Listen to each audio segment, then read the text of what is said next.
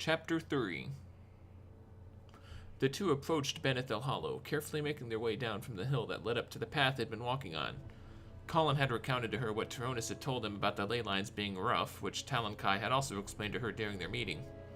Furbolgs are simple beings, Kira explained as the two made their way further, which isn't to say they're any lesser than any other species. However, the more simple beings become, the more in tune with their finer points of the world they seem to be, also. Ley lines, for instance, can cause them to become agitated simply because they're so tuned into their power. Colin nodded. I truly am admiring of the way you choose coexistence over calling them off. Kira grinned. On the mainland, we wouldn't be as lenient. Teldrassil, however, belongs as much to the Dragonflight as it does to us, if not more. Far be it from us to dictate who lives or dies on this crown of the earth. The Grelkin are borderline dangerous, but even then, we allow them the same rights to live here as the Dragonflight has given us. As she finished, Colin finally noticed a group of bear-like humanoids walking around confusedly, as though not knowing which way was straight. He figured that this was part of the whole ley line thing, but also thought it might have been just what the simple creatures did. Sure enough, as they approached, Kira only nodded to herself, knowingly, as though pleased with their activity. They walked among the pack of Furbolg, with Colin even bumping his shoulder into one on accident. They were so clustered together. Its coarse fur sent a shock through the base of his skull, the beast hardly reacting to the contact. Well, they do seem fine, Kira noted to herself, but we need to go into their den, just to make sure. Colin nodded affirmatively, following along as Kira thought aloud. We'll need to count them on the way out. 28, Colin noted, as though it was the easiest thing to remember. His leader turned to him questioningly, so he shrugged in reply. My memory isn't photographic, but I'm often on the run, so I tend to remember scenes so that I can draw them on later. These things are kind of cute, though I don't think we have them cross the maelstrom. Kira nodded in understanding as the two walked down the long and winding corridor. Colin could feel the humidity building as they descended, his clothing becoming more and more restraining in the heat. He could tell that there were many, many more of these creatures simply by the temperature. While Kira seemed firm in this venture, she turned to warn her companion, Be careful. Just because the ones on the surface were fine doesn't mean anything to the ones down here. All right, Colin replied, the two entering the main area, though he couldn't see any sign of any Furbolgs. Even if they've turned feral, it's no big deal, Kira explained comfortingly. The fact that I'm bringing you along can attest to that. Colin grinned. Even if I don't fight? Precisely, Kira finished as they stopped atop a platform held up in the air by some massive roots coming from the ceiling. Well, they must be hibernating, she guessed, looking around. If they were feral, we'd have known by now. Let's head on out. Colin nodded, though he paused as he turned to leave. Hold on. Kira followed his gaze, which was fixed on the bottom floor, towards a particularly dark corner. As soon as her body allowed, Kira's eyes shot open and she jumped down from the platform 2 stories up, landing on her feet and running towards what happened to be a body. Dalvin, she shouted, examining his body as she quickly realized that he was dead. Not nearly as agile, Colin had left his spot to find his way down to where Kira was, but he quickly noticed a pair of Furbolgs coming his way. He quickly crouched down into a corner, pulling his hood over his head to appear to be some boulder, or at least that was the idea.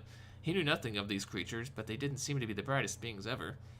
He heard the heavy pads of their feet clump past them, allowing him a sigh of relief as he carefully left his refuge. They had gone up to where he'd last stood with his host, so he had little choice but to continue descending to where she'd gone. Slowly checking around corners, Colin made his way down, but as he eventually came across the body of the elf from earlier, the realization that the two of them were separated finally hit him.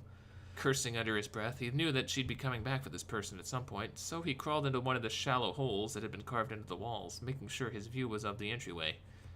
As he sat there, he began sweating from the humidity. He rapidly pulled at his collar to try and find some air circulation, but it was no use. He gasped for some fresh air, but as he adjusted his body, he gasped for a different reason. Fear.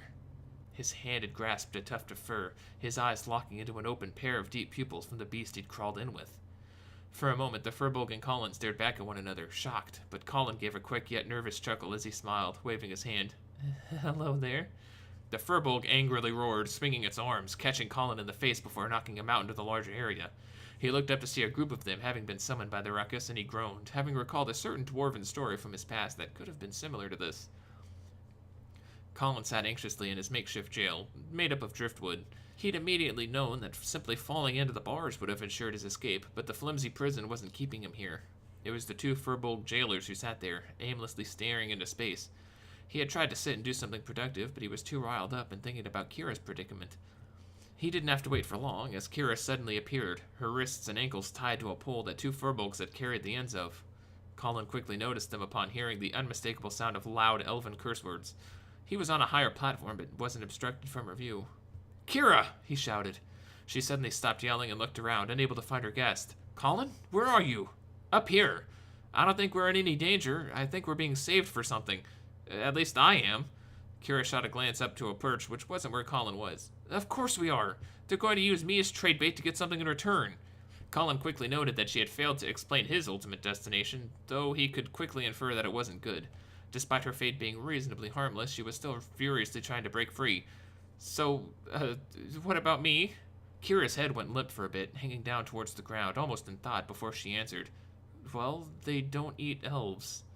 Colin's eyes opened wider than he could have ever remembered, though it shouldn't have come to as much of a shock.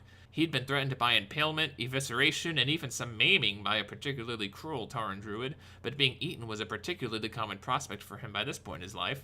To this end, given what he knew about these creatures, Colin quickly rummaged through his bag, fondling around for a certain jar of salve he carried with him. He carefully dipped his hands into the jar, doing his best to hide his disgust. He whistled shrilly, catching his jailer's attention, and offered his hand out from behind the bars. Smells tasty, eh? Colin goaded. Want a sample? The Furbolg examined his hand carefully, definitely admiring of the delicious stench of rotting meat, and had leaned over to lick Colin's hand, which, again, forced him to hide his disgust. Within a second of the taste, the Furbolg pulled back, angrily swiping at its tongue to remove the salve. Colin grinned at his plans working, though the fear returned when the two Furbolgs stomped over and picked his cage up. They carried it down towards the level that Kira had been on, and Colin finally felt a wave of comfort upon seeing her in the same room as him, though her face held a look of dread. Kira! He shouted. They don't want to eat me anymore! She stared at him as though furious at such an idea. Well, it's not much better here. Colin looked around as the two brutes dropped his cage beside Kira, who was lying down on the ground, still tied up to the pole. He noticed a pile of dead carcasses, most of them having been brutally mauled to death in vicious attempts at a meal. Okay, Colin spoke matter-of-factly. Kira snorted angrily. Yeah, I don't think I'll be bait. At least not for reading, anyway. Colin took solace in the fact that the two Furbolgs had left and they were the only two in the cavern.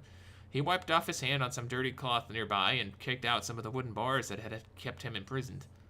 Guess they didn't know whether or not that was enough, Kira spoke. Being a new creature has its advantages. Colin grinned as he got to work on the knots holding Kira in place. This isn't my first rodeo. I've been in worse situations with brighter beings before. He'd started on her ankles, and as he'd finished out the knot, he scooted up to her hands and went to work on freeing them. He was surprised by how her hands felt whenever he accidentally made contact with them. They were incredibly soft, and even in the darkness, her pinkish skin appeared particularly rosy. He might have even taken longer than needed just to have another accident or two. Finally freed, Kira stood up and immediately grasped the back of Colin's collar, making her way to the entryway. You're my responsibility, and I'm not about to have you die here. He couldn't help but grin, noticing how seriously she was taking this, as though she were a silver ring on a dangerous reconnaissance mission deep in the forests of Ashenvale. The two carefully made their way up the burrow, Kira quickly giving up on her weapons, which had been taken from her. So you don't fight? She inquired quietly. Colin replied almost immediately. Just because I don't want to doesn't mean I can't, or won't. You have my whole word. If our lives are at stake, I've got your back. Kira nodded, rather surprised at the answer, but she went ahead and picked up a random piece of bark that was lying on the ground, handing it back to Colin. He took it and stared at it pithily, throwing it back over his shoulder to discard the weapon. Sure enough, the two made it out of the burrow, carefully avoiding the cluster of Furbolgs that littered the area just outside, not knowing if they'd be as mindless as when they'd arrived. As soon as they were free, Kira immediately sped up her pace, as though forgetting she had a companion with her. I need to get word back to Dolinar, she spoke urgently. I don't know why Dalvin was down there, but I check on the Furbolgs every fortnight, so it may or may not be recent. Colin followed along hurriedly, but he was left alone as soon as the small town came into view, as though Kira knew he could find his way back at that point. He assuredly did as such, finding his way to the inn and taking a seat. There was a collection of ornate bows beside him, some of them with glistening metallic panels on them, which allowed him a chance to see his bruised face.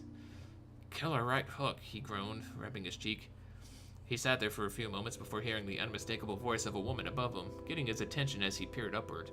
There stood a young night elf lady, who was obviously a priestess of some sort, looking down at him with concern. She spoke again, still in Darnassian. Are you all right, child? Colin only stared blankly at her until she caught on. My apologies. I seldom practice the tongue of our allies. Are you all right? Nodding his head, Colin answered, Oh, yes, thank you. She stared down at him, not moving, and once Colin lowered his head, she softly lifted it back up with her hand, examining his bruise. Immediately entranced by her glittering eyes, Colin didn't instantly move his head once her hand left his face. Come, she mentioned. Let's have you cleansed by the waters of Elune. Colin followed along, but quickly noticed that they were headed towards a moonwell. I'm not sure I'm supposed to be. The priestess spoke softly, but it still sounded as though she was chiding her follower. Elune is able to help whomever needs her help. Our mother cares for all life, even those not born of Cenarius. Colin didn't reply to this, only following along silently, though with an unmistakably downtrodden canter. She led him to the moonwell and directed him to sit on its edge. She held the back of his neck as she lowered him just over the still water, her other hand reaching into the shallow depths. She raised her hand out and gently laid it against Colin's cheeks, watching his stoic face stare off into the distance. She held his cheek for a few moments before removing her hand and stared down at his face. He looked over toward her, knowing instantly that whatever she was doing hadn't worked. She gently lifted him up from the moonwell and pulled up a cloth to wipe off her hand. Elune offers her hand to help, yet you refuse it, she spoke, almost in a whisper. Colin stared off into the abyss, distantly, not able to find a reply. The whole ritual had left him rather upset, though he hid it underneath his silent demeanor. I truly hope you find the voice of Elune, my child, the woman spoke. I can feel a great deal of pain within you. Pain that only the gods can mend, perhaps. If that is the case, Teldrassil is the best place for you, for there is no closer to the spirit of our mother. Colin still didn't reply, nor did he move as the priestess turned to take her leave. He felt of his cheek, finding his skin to still be tender before standing up and silently making his way back to where he had originally been stationed. Waste of time, he muttered to himself, quietly.